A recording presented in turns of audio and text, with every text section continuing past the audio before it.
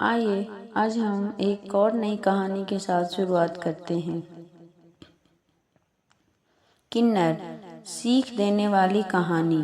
किन्नर या हिजड़ा हमारे समाज का वह तबका है जिसे सारी दुनिया में केवल लिंग के आधार पर कई तरह के अधिकारों से वंचित किया गया है।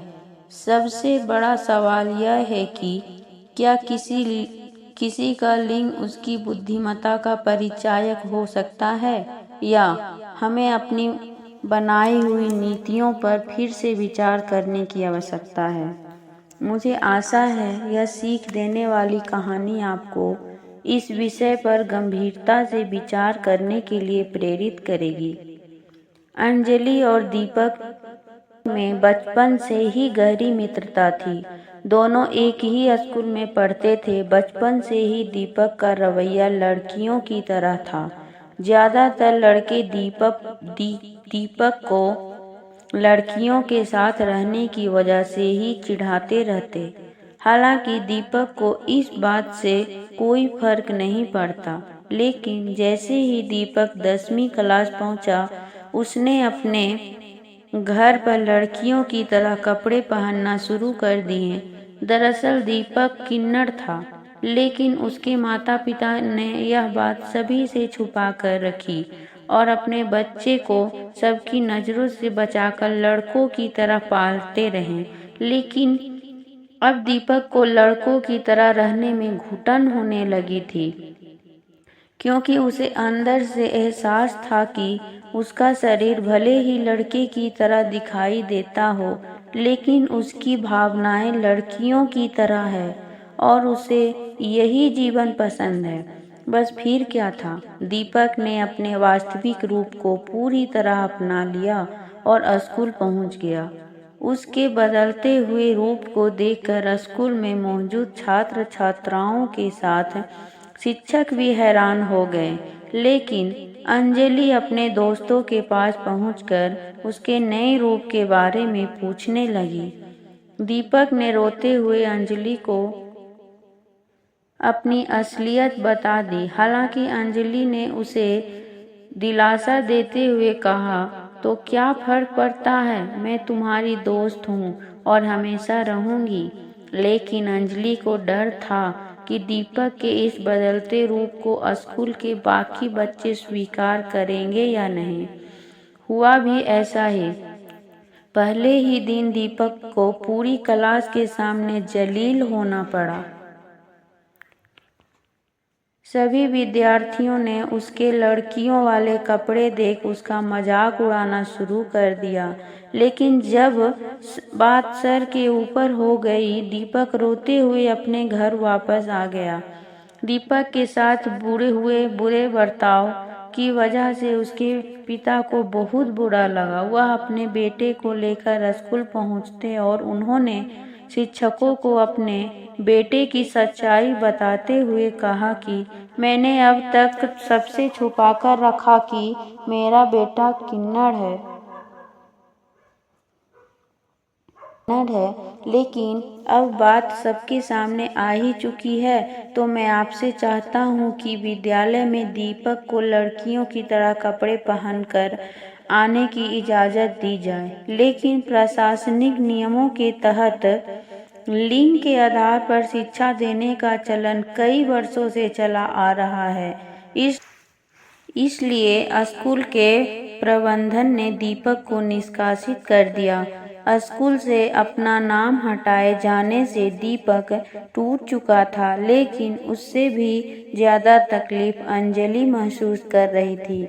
उसे समाज और प्रशासन के बनाए हुए लिंग आधारित शिक्षा पद्धति पर क्रोध आ रहा था। उसने तय किया कि वह दीपक को इंसाफ दिलवाकर रहेगी। यहाँ दूसरी तरफ जैसे ही किन्नर समाज को मामले का पता चला, वह अपना समूह लेकर दीपक को लेने उसके घर पहुंच गए। उनसे मिलते ही दीपक डर गया। किन्नरों ने दीपक के पिता को किन्नर समाज की पूरी प्रक्रिया बताई। धीरे धीरे दीपक के पिता को लगने लगा कि दीपक का भविष्य किन्नरों के साथ ही हो सकता है, क्योंकि आम लड़के लड़कियों दीपक को कभी नहीं अपनाएंगे। इसलिए वह अपने बेटे को भेजने के लिए मान जाते हैं। लेकिन दीपक अपने पिता से रोते हुए कहता है, पापा, मैं जिंदगी भर सड़क पर ढोलक नहीं बजाना चाहता, बल्कि मैं एक वैज्ञानिक बनना चाहता हूँ। बस मेरी भावनाएं लड़कियों की तरह है, लेकिन मेरी बुद्धि विज्ञान के विद्यार्थियों की तरह है। लेकिन किन्नरों के सामने दीपक की कोई दलील नहीं चली। वह दीपक के पिता को मजबूर करके जबरदस्ती दीपक को अपने साथ ले जाते हैं। कुछ दिनों तक दीपक अपनी दोस्त अंजलि और परिवार को याद करता है, लेकिन धीरे धीरे वक्त के साथ वह किन्नरों की तरह गाने बजाने में लग जाता है। गुजरते वक्त के साथ कुछ ही सालों में दीपक पूरी तरह किन्नर बन चुका था। एक दिन दीपक ने अपने ढोल में ढोलक टांगे हुए ट्रैफिक सिग्नल पर ताली बजाते हुए एक कार का दरवाजा खटखटाया। जैसे ही कार का गेट खुला, दीपक अपना मुंह छुपाने लगा। दरअसल कार के अंदर अंजलि अपने पति के साथ बैठी थी।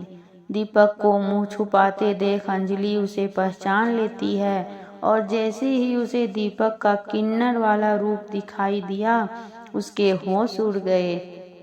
अंजलि तुरंत सड़क पर उतरकर दीपक को गले लगाकर रोने लगती है। दीपक अंजलि को चुप करवाते हुए कहता है, तुम मेरी चिंता मत करो, मुझे अब इसी काम में मजा आने लगा है और अब मेरी यही दुनिया है। लेकिन अंजलि दीपक को बचपन से जानती थी।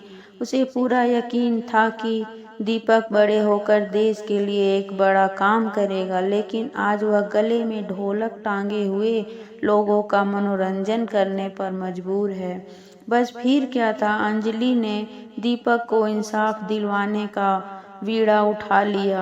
अंजलि के पति एक वकील थे, इसलिए उन्होंने अपनी पत्नी की बात से सहमत होकर किन्नर को स्त्री पुरुष के तरह समान अधिकार दिलाने हेतु मुकदमा दर्ज करा दिया।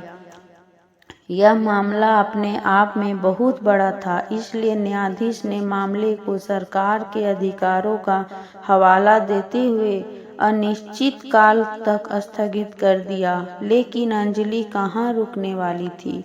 उसने किन्नर समाज से मिलकर एक आंदोलन की शुरुआत कर दी। धीरे धीरे आंदोलन का रूप विशाल होता गया। आंदोलन के नेतृत्व कर रही अंजलि ने अपने आक्रामक तेवरों से पूरे मीडिया जगत में तहलका मचा दिया। देखते देखते मुद्दा अंतर्राष्ट्रीय होने लगा। जब नेताओं को किन्नरों के आंदोलन की ताकत का पता चला, तो वह तुरंत अधिकारों के साथ किन्नरों की मांगे सुनने पहुंच गए। अंजलि ने सार्वजनिक दलील देते हुए कहा कि किन्नर समाज अब एक मनुष्य की तरह समान अधिकार चाहता है। जिस तरह स्त्री और पुरुष को पढ़ने लिखने नौकरी करने का अधिकार होता है, उसी तरह से किन्नरों को भी होना चाहिए।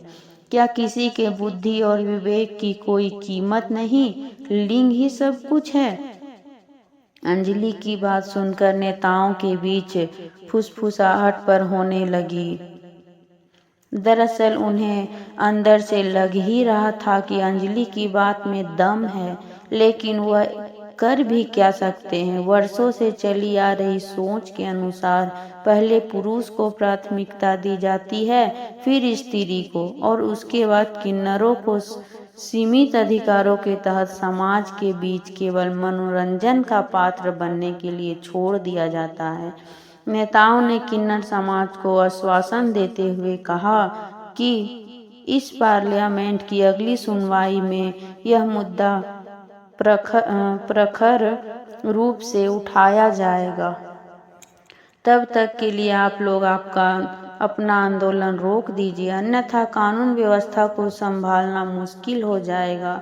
किन्नर समाज ने समझदारी का परिचय देते हुए प्रशासन के समझाने पर आंदोलन रोक दिया, लेकिन अंजलि ने अपने साहस से बारूद के ढेर में चिंगारी तो लगा ही दी थी। बस धमाका होना बाकी था। और इसी के साथ यह कहानी खत्म हो जाती है। धन्यवाद। मम्मी